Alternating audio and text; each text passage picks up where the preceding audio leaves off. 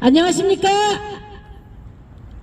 자유대한민국 민주주의 호국의 고장 광주에서 정일성 공원이라는 그 역사 공원을 세운다라고 발표되어진 지가 2021년이라고 알고 있습니다. 그 당시에는 정일성이 단지 중국의 유명한 음악가이고 유명한 곡을 작곡한 중국에 속한 하나의 대한민국 출신의 음악가인 줄만 알았습니다. 지난 8월 22일 사실은 음악가 일뿐만 아니라 정일성이 6.25 때 대한민국 국민들에게 총꼬리를 겨누고 결국은 중국을 위해서 중국에 귀화를 했고 1945년 해방이 되니까 북한으로 가서 북한 정권의 수립에 도움을 주고 김일성의 수상을 한 철저한 북한과 중국을 위한 공산주의 활동을 하는 진상이 드러났습니다. 그래서 우리 광주시민연대 보훈단체 대한민국 정부 보훈부 장관 모두가 절대로 공산주의자를 단 1원의 세금이라도 들여서는 안 된다라는 그런 확실한 그런 철학가에 반대를 하고 있습니다. 여러분, 요 며칠 새 2024년이 되어지면서 북한이 연평도 서해 바다에 수없이 연 3일 4일 폭격을 터뜨리고 있습니다.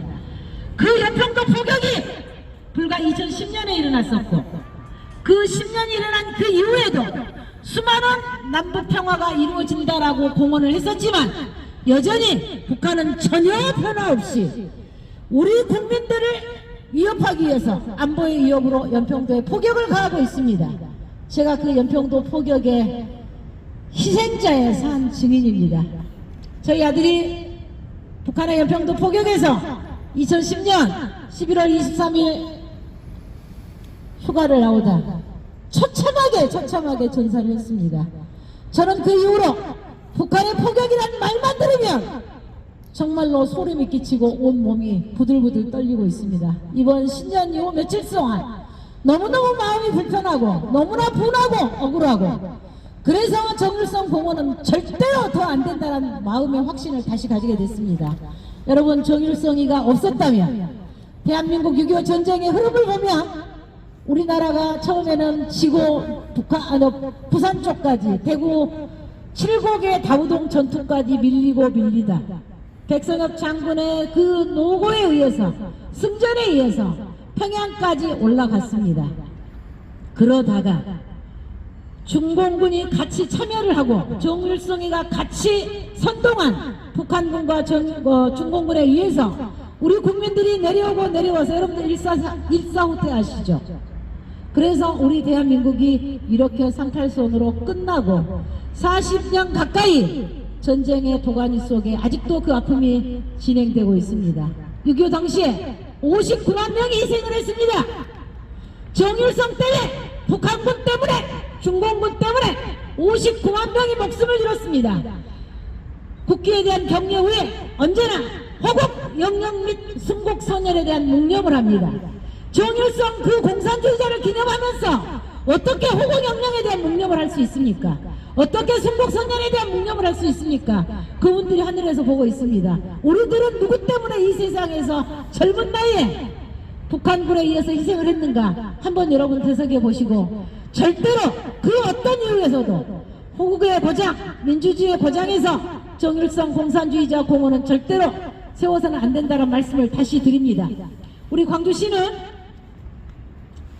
중국 공산당이었지만 그래도 중국에서 굉장한 활동을 했기 때문에 중국 관광객을 위해서 필요하다는 말씀을 합니다. 제가 시에 물었습니다. 광주에 중국 관광객이 몇 명이나 온 집계가 있냐? 없답니다. 제가 잘 알고 있는 관광사업을 담당하는 어떤 분에게 물었습니다. 중국 관광객이 아니라 광주대, 호남대 이런 기타 대 등에서 정원이 미달되다 보니까 중국에서 유학 온 학생들이 갈 곳이 없으니까 중국의 정일성이가 활동했다는 그 공원, 그 정일성로, 정일성 형상을 가끔씩 온다라는 말은 들었습니다. 그 아이들은 단순한 호기심에서 올 뿐이지 흔히 말한 관광사업을 위해서 온 학생들이 아닙니다. 다시 말씀드립니다. 대한민국의 국민들에게 총뿌리를 겨누 예산을 들여서 공원을 짓는다는 것은 59만 명의 6.25 희생자들을 못 오가는 것이고, 광주에서 민주주의를 위해서 피 흘린 광주 시민들을 못 오가는 것이라는 걸 분명히 말씀드리기에 당장 처리해 드릴 것을 부탁드립니다. 광주를 위해서 1910년도부터 광주 출신의 수많은 독립용사, 수많은 호국용사, 민주화를 위해서 희생한 수많은 민주인사가 있습니다. 그분들을 위한 정일성 공원 대신에 그분들의 광주의 근현대 역사 공원으로 바꿔서 그분들의 희생의 스토리를 간단하게 정리해 놓으면 광주에 커가는 미래 학생들이 광주가 이래서 민주화의 고향이 됐구나, 이래서 민주주의의 본산이 됐구나라고 더 많은 학생들이 이해하고 광주 학생으로서, 광주 시민으로서 자부심을 느끼게 될 것이라는 말씀을 드리기 때문에 광주 근현대 역사 공원으로 바꾸어 줄 것을 다시 한번 요청드립니다. 마지막으로 5.18 정신을 헌법 전문에 넣자고 합니다. 저도 동의합니다. 여러분, 5.18 정신이 뭡니까?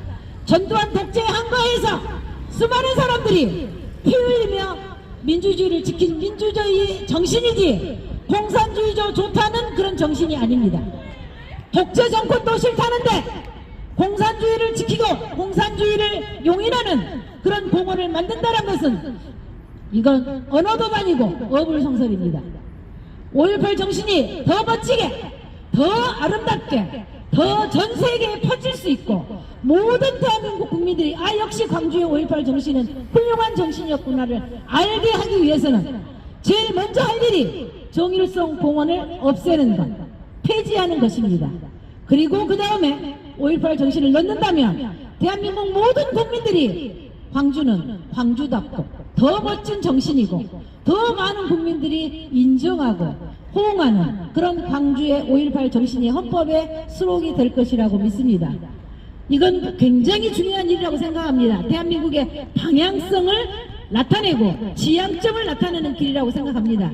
공산주의자 공원 철폐하시고 5.18 정신 헌법에 넣고 모든 광주 시민뿐만 아니라 대한민국 국민 모두가 광주는 정말로 아름다운 장소, 광주는 정말로 민주화다운 장소, 그리고 모든 시민이 더 좋은 그런 삶을 살아가는 광주가 되기를 간절히 부탁드리면서 강기정 시장님, 정일성 공원 폐지하시고 정일성 공원 대신에 독립과 호국과 민주가 같이 어우러지는 근현대 역사 공원으로 바꿔주실 것을 간절히 다시 한번 부탁드리면서 이제 마무리하도록 하겠습니다. 감사합니다.